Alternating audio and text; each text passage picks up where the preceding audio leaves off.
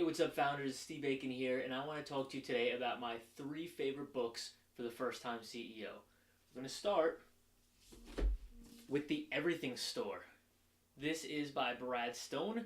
It is about Jeff Bezos and the age of Amazon, basically how Amazon came to be a company, let alone the monolith that it is today.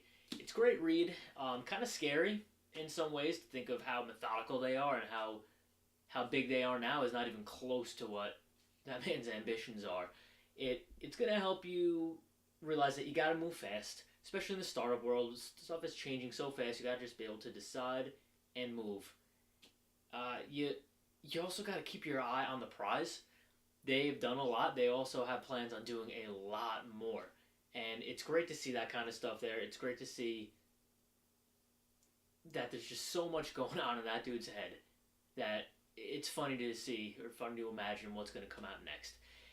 It also is going to show you a little bit about the MVP or the minimum viable product and how remarkably important that is to build something and to start something. You have to, you can't do it all, right? You can't do everything and wait until it's done to release it. You got to do the least amount of work possible to prove your idea, release that into the world, and then move. You know, Amazon didn't start as the everything store. They wanted to be the everything store. That's what the envision was, everything from A to Z. But they started off with books. And they started off with books because it was easy. they could build the store to list every single book on the planet. It was easy to get that list of every book they could purchase and make a listing for it on Amazon.com. They also could write some custom code to it. Whenever an order came in, they would drop ship it, right? They would take the order, forward it along to the printer or to the warehouse, whoever kept all these books, and then have it shipped to them. They could repackage it and ship it out.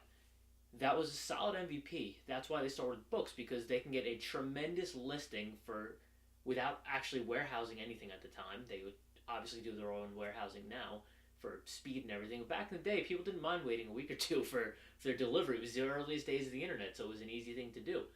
Now, they could do everything back then, just books. They had every single book that was available to be purchased in the US on their website. An order came in, they didn't even have any books. They shipped it out to someone and it got shipped across to them. They packaged it up in Amazon stuff and shipped it out again for barely any money. They kept razor thin margins, but they did this to grow and grow and grow and keep releasing new things and new categories, and then Amazon Web Services and now Prime and Audible, and they kept acquiring these companies and growing, and now they're the monster that we know them to be today. Really great lesson on how you could use an MVP to build a tremendous monolithic company. Next up, got the 10X Rule by Grant Cardone. I've mentioned this before, and I'm going to mention it again for the first time CEO. I mean, if you want this, if you want to be a founder, a real founder, not just someone who wants to be a founder, but an actual founder of a real company, a real startup that does big things, you got to be a 10Xer.